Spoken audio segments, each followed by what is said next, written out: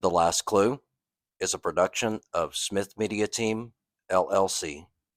If you have any information about the following case or any other cases that you would like us to cover, please email us at info@smithmediateamllc.com. Listener discretion is advised, mostly because of me. We are going to go back in time today a little bit to an unsolved mass murder, if you will, the largest unsolved one in the United States as of today. Oh, I'm listening. Back on February 2nd of 2008, Groundhog Day? Groundhog Day. One more time for Groundhog Day? Groundhog Day. In Tinley Park, Illinois, Okay. strip mall off of Interstate I-80. Interstate I-80? Interstate I-80. I-80. I means interstate. So you said interstate 80. Well, a lot of people ask for your VIN number or your PIN number. Very I'm true. appealing to their senses, That's fair. so leave me alone. I'll sit here and look pretty and be quiet. Just the way I like you. Saturday morning, strip mall of Brookside Marketplace, I believe. thank you. The name was escaping me. Brookside Marketplace. We are out shopping at one of the more popular and noteworthy women's clothing stores still around to this day, Lane Bryant. The Lane Bryant shooting. The Lane Bryant murders, where we have 5 victims that were killed in the shooting, 1 survivor. Store manager Rhoda McFarland was in working that morning with a part-time employee and 4 customers when I don't know that I want to say man, but we'll say man, posing as a delivery driver, came into the store and proceeded to attempt to rob the store, taking the victims to the back and killing them execution style. This story sounds familiar. It does, but of course, one of the things that we have to do and we like to do, say their names. Too often, our victims are forgotten and go nameless. Our victims in this story are Rhoda McFarland, 42, who was the store manager. From Joliet. Connie Woolfolk, 37. From Flossmoor. Sarah Safransky, age 22. That's a tough one. Yeah. Out of Oak Forest. And Carrie Chuso, 33. From Frankfort. And Jennifer Bishop, age 34. South Bend, Indiana. Our victims in this story, may you rest in peace. 4 of them just out shopping on a Saturday morning and find themselves at the end of days. What strikes me odd about this one is that it's a Saturday morning about 10:45. Now the emergency called it was at 10:45. Okay. Correct? Yes. So they think this happened shortly after 10. It was very quick. It was very quick because from what I remember, the 911 call came in and there was a police officer on scene within just 2 to 3 minutes, and it was already too late. That's correct. But it was Rhoda that made that 911 call, and that chilling 911 call. Bravely making that 911 call in the situation she was in. Absolutely. With customers. Whispering. Yeah. With employees. Now the 911 call is not only difficult to listen to because you know what the outcome is of the 911 call, but it is also very distorted. It's very jumpy. There are short points of silence in that Yes. 911 call. It's very difficult Yes. to decipher anything out of that call. And I believe there are some of the calls out there where they do have captions as you're listening to them. I've listened to the call without the captions. I've listened to the call with the captions, and some of it I can kind of make out. Some of it I've got my own perspective on what might be said. I feel like when you are listening to something and you're also reading captions, you're predisposed to what those captions say and not necessarily informing your own opinion of what you hear. And you're also at the mercy of the captioner, because if they hear something and they feel strongly enough that they hear something, that then that becomes part of the caption. That honestly becomes part of the story. And just to pull the curtain back a little bit for our listeners, uh, I am hearing impaired, Yes. and the second most used word in our home is the word what, because I don't hear very well. I'm also old, so I'm working off a Windows 98 processor, so sometimes it takes me a while to process what is actually being said. If I'm not looking at you, there is a 50-50 shot that I'm going to hear what you say. That's why It's when we do this podcast, correct. I look directly at you, and we are sitting on a regulation size couch for three people, but I have to look at you to make sure that I can hear. That being said, when I listened to this 911 call, there was one thing that I felt like I pulled out, but did you decipher anything out of that 911 call when you listened to it both with captioning and without captioning, and was it easier with or without when you possibly did decipher something from it? So that, I guess that kind of comes twofold. So since I listened to it both ways, it helped having the captions there. But once I had the captions there and I kind of listened to it on my own, I was like, oh, I understand where the captioner got what they're saying, but that's not what I heard. Mm-hmm. It's very similar. Mm-hmm. And going back to your being hard of hearing, on occasion, that's why I come across louder on the podcast, Uh-huh. because I feel like I'm yelling at you, but I want you to be able to hear me. Right. Uh, That's more than fair. so we're going to get into a little further into this 911 call before we go further into the story. Now, should I go ahead and go into what the captions I saw said? Yeah, I want to hear your take on, because I will be honest with you. I was only able to decipher one thing that I thought I heard Okay. from the 911 call. So I'm going to be little of no help. I'm just going to tell you that we actually fired up the smart TV, and I felt like it was clearer there than it was in the audio I listened to. because I will say this, as a child growing up, WGN was one of the channels I watched growing up in small town rural America. I watched WGN. I watched Chicago Cubs games.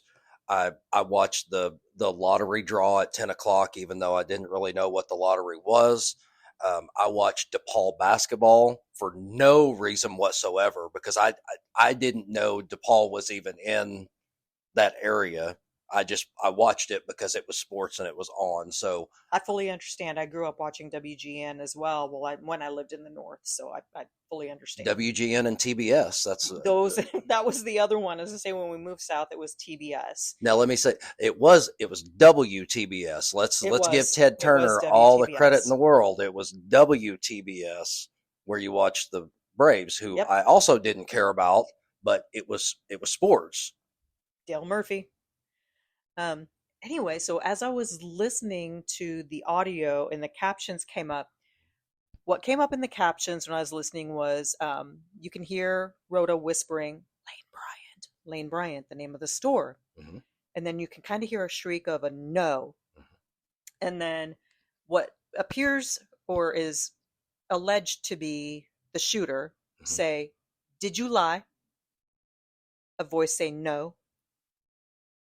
The shooter allegedly say, "Tell him what y'all did. Give me that. Because I loved you. I'm the boogeyman. Who is this?" And she likes him. Those were all of the captions that came up in this very, very short audio clip of the 911 call. And I would just like to say, to the surprise of no one that just listened to what I said on the podcast, I heard none of that. Not one. I might have heard no. I Mm-hmm. made out none of what you just said. Okay, so when I listened to it on my own, I might have listened to it and read the captions at the same time. In any case, a couple of the things that I made out on my own, I did not hear "I'm the boogeyman." I heard "I'm the delivery man." That I do believe I heard the delivery man part of it, but it could have been influenced by the videos we watched as well, saying that he posed as a delivery man. So it's possible that that was just in my brain when I finally did listen to the 911 call. And that makes sense. But also saying "I'm the delivery man" also would make sense in that in that scenario if he was posing as a delivery man coming into the store. And in the small snip where the captions within the audio are saying he spoke, "Who is this?" To me, I heard, "This is bullshit," I did not hear that at all. which I fully understand as well. And it's kind of like a game of telephone. You know, everybody's going to hear something a little different. Sure. So it's And it's it's rough. still very chilling audio. It is, and it's rough because I recommend, if you have not listened to the 911 call and it's something that you think mentally that you can handle, I recommend listening to that call, because like I said, I didn't hear anything of what you heard. Now I will tell you what I heard. I heard in the part that was unintelligible. I'm trying to remember exactly what it was near the end of the middle of the call. I heard him say, "Don't be a hero." Again, that is what I heard. That is first take. We again we fired it up on the TV. I did turn it up probably a little bit too loud. It was a clip from WGN, but I heard "Don't be a hero." And we might go a little bit more into that on premium content, see if we can get that linked in there somehow. But in the premium content, might go into a little bit more of the 911 audio. But in any case, I agree. Rhoda was a hero in that, in the fact that she was able to get that call off to 911. So I got to go to what really, really stands out and kind of makes the hair stand on the back of my neck of this, and it might be the theories going through my woman brain. I know you say you work on a Windows 98 processor. Well, in my woman mind, I have 17,842 tabs open, and 17,480 of them are active. And six more just opened up. Probably. But this is in the 10 o'clock hour on a Saturday morning. Kids are out of school, moms are up, mom and daughter days, going shopping, all the things you think about on a Saturday, days off of work, days off of school. Um,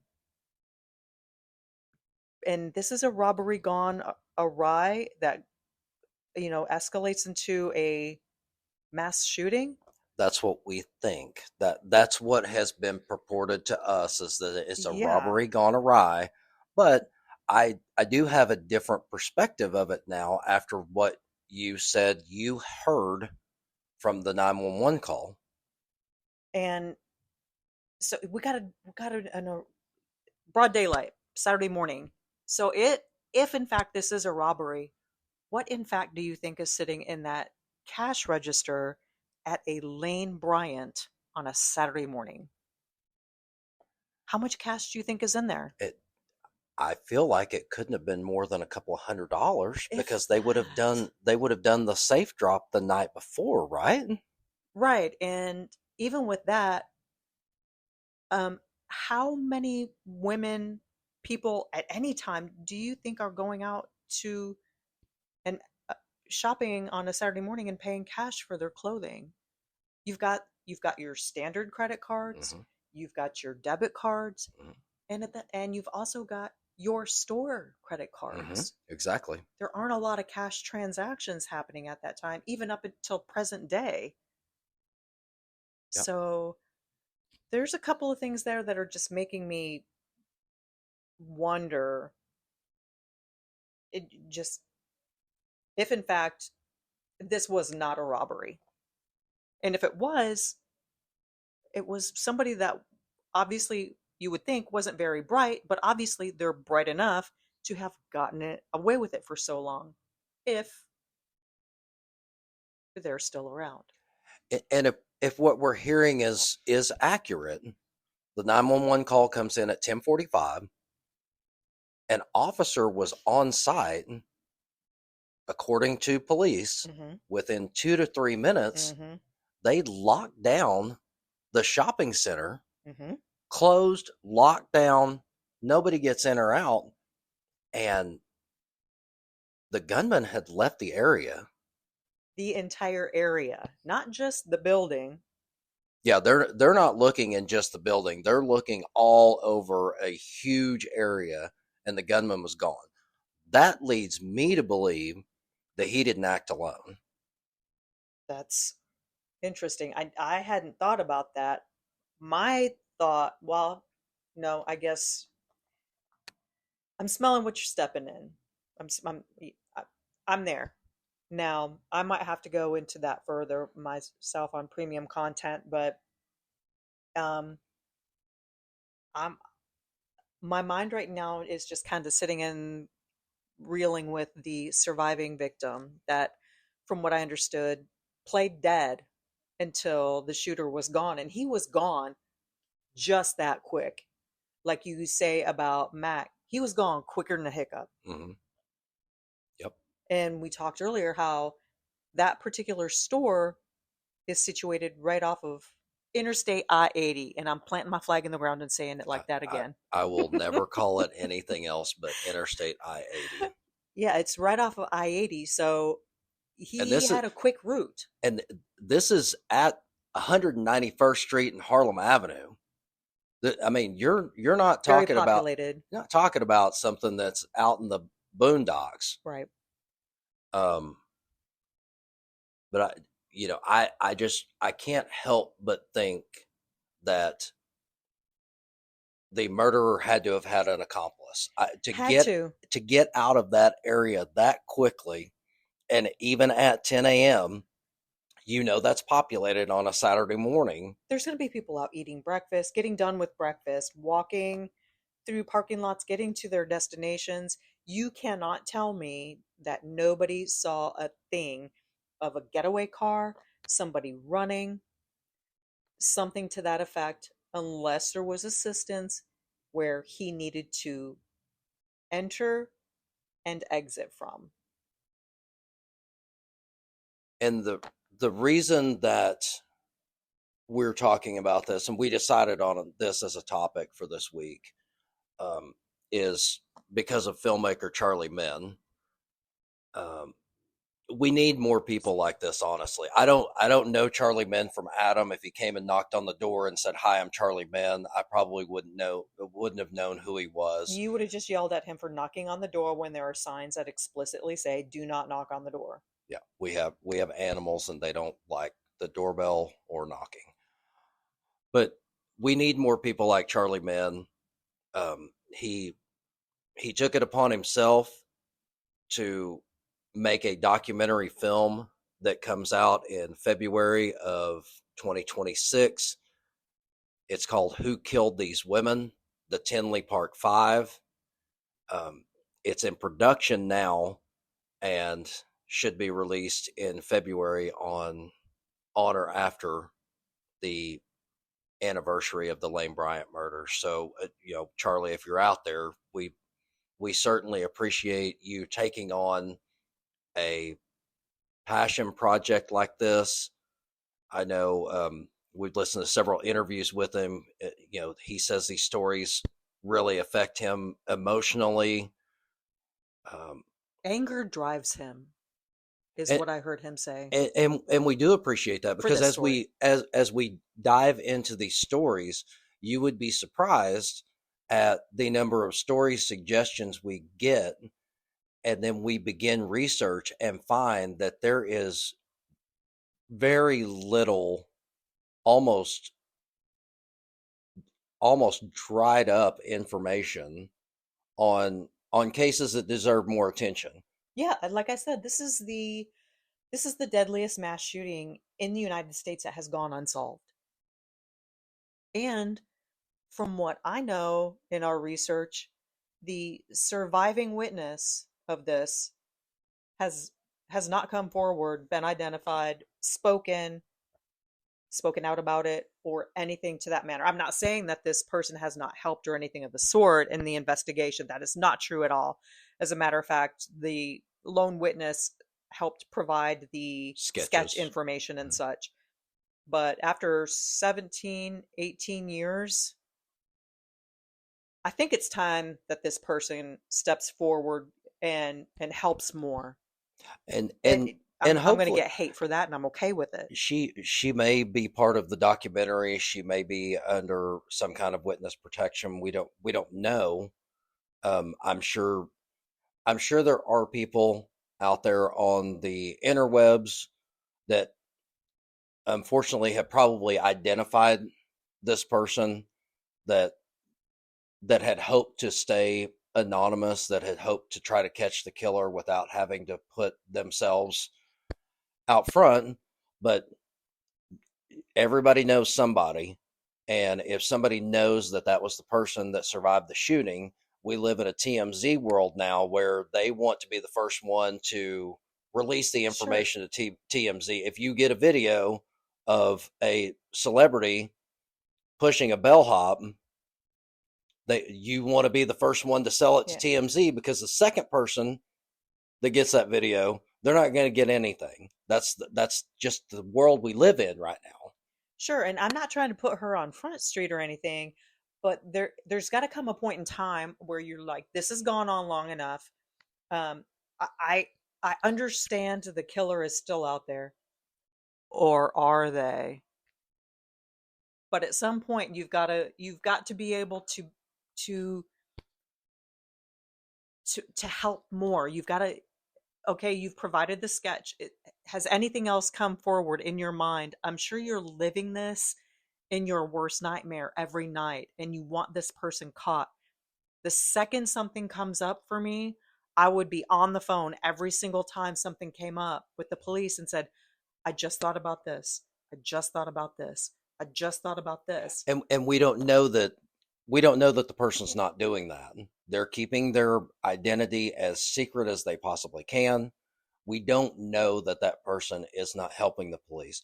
The other thing to consider is, if the murderer was prepared to, whether it was a robbery gone bad or not, he was prepared to commit murder, clearly, because 5 people lost their lives that day for no reason whatsoever. They lost their lives because No the reason. store was open. Basically, yeah, because you're not getting a lot of cash if it's a robbery. If this is some sort of targeted thing, what was the purpose? You've if it was targeted, you've gone from your one target to now multiple, and it doesn't make sense. But we don't know. Also, law enforcement could be looking, and should be, and hopefully they are looking for the killer involved in the Lane Bryant murders. But that person could be right under their nose in a correctional facility Mm-hmm. anywhere across the United States, Right. and that the dots just haven't been connected yet. Yes, because now is the time to go back and look for any additional or left over DNA, because we've, even in 17 years, I say even in, like, 17 years was just yesterday, there have been so many advancements made, especially with one of these women having been allegedly sexually assaulted. There's DNA somewhere. And my first choice, or my first plea would be to Othram. Absolutely. We do follow Othram. We're not sponsored by Othram. We I have wish no we were. link. Yeah, we have no link to Othram whatsoever. But the advances in technology, especially with DNA, seem to go through Othram Laboratories. So I would love to have them come up. I mean, they get hammered with cold cases, with I'm missing sure. persons cases. I mean, I can't imagine. You know how when you look at your phone, you look at your email box and you go, "Oh my God, I've got 80 unread emails." That would be my Yahoo email right now that I have not checked in probably 10 years. Well, for Othram, you can just multiply that by I'm a sure. 10,000. I can't imagine the number of requests that they get a minute. I'm sure they have a full-time staff dedicated just to requests for that. Do you think they have one person that on their email signature line it just says email answerer, I don't know, but respondent? That's what if I was going to be the email answerer for Othram, I would want my title to be respondent, because it kind of sounds like, you know, Judge Judy. fair Judge Judy Justice, she listens to. Anyway, sorry to sidetrack. Yes, there's still many holes in this case. Where'd the suspect go? What was the true motive behind this? What did he get out of it? Was it even a he? At this point, I would be remiss not to mention that there is $100,000 reward, half of which was donated by Lane Bryant's parent company, which is Charming Shops Inc., that was offered for information leading to the gunman's arrest. And Lane Bryant has also established the Lane Bryant Tinley Park Memorial Fund in honor of these five women. So, They just a paid for their funerals too. brief um, acknowledgement of what Lane Bryant and their parent company has done in the wake of this despicable, cowardly Very cowardly. tragedy. Um, but all respect to Lane Bryant for doing the right thing in Absolutely. a world where it's easy to not do the right thing. Absolutely. And I know you've got a theory on this that we're going to explore in the premium content. Now, I have not heard this theory either. Um, I've I've I've got my own theory as well. I'm waiting to see if it falls in line with yours. I'm going to tell you that the Lane Bryant murders sound eerily like another series of murders that is in the mainstream media right now, but happened years ago. And it's quite possible, given the research that we put in,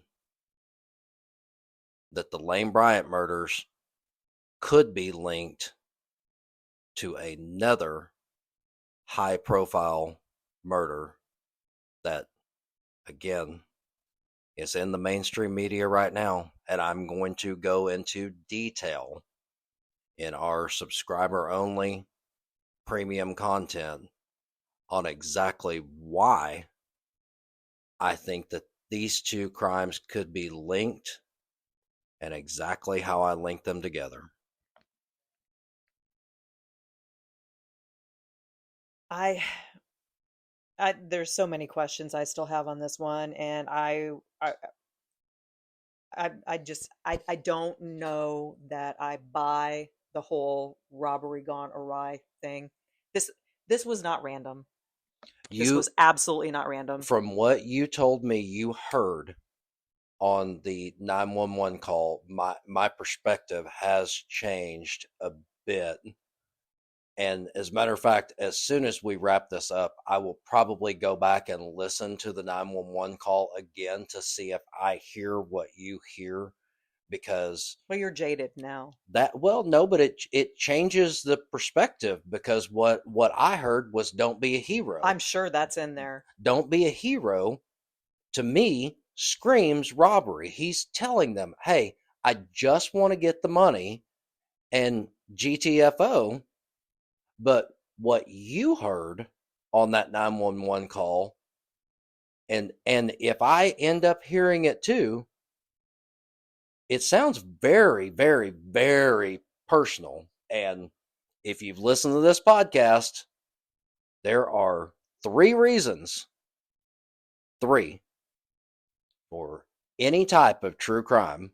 Hmm. And our listeners, and especially our subscribers, can tell you exactly what those three reasons are, because I've harped on them over and over and over again. I've beaten them like a drum. You have, And but I agree. I don't. Something still just does not sit right. I find it hard to believe that, and I'm glad she's still here. Trust me, I am glad our lone survivor is still here. Just something doesn't sit right with me that um she was able to survive simply by turning her head. I just there's a lot more. There's a lot more to this story. There's a lot more. but any decent type of police work would have linked that already. I do, as I sit here right now, I do feel like that she was very fortunate, She was turned her very. head at the last second, and it could have just been the timing. She turns her head at the last second, he fires, then something happens and he gets spooked, whether he heard the police siren, whether the getaway driver, he heard him yelling from the front saying, "Let's go, let's go, let's go." I I do not think, and I have not seen this in any of the other research that we've done on this. I do not think he acted alone. No. They have a sketch of him because he was the one in the store. I think there was somebody parked directly in front of the store or pulled up in front of the store when the robbery was supposed to be over, or when the personal vendetta was supposed to be over. There's more than one person involved in it. You are not looking for a lone person in the Lane Bryant murders. Or was the survivor an accomplice? I don't think so, but I'll listen to it. I will too. I just know that in things like this, we have to explore and listen to all theories. So um, I'm I'm I'm I'm batting my eye and listening at that one because, like I said, something is not sitting right in my gut. Somewhere out there, it's the last clue. The Last Clue is a production of Smith Media Team, LLC. If you have any information about this case or any other case that you would like us to cover, please email us at info@smithmediateamllc.com.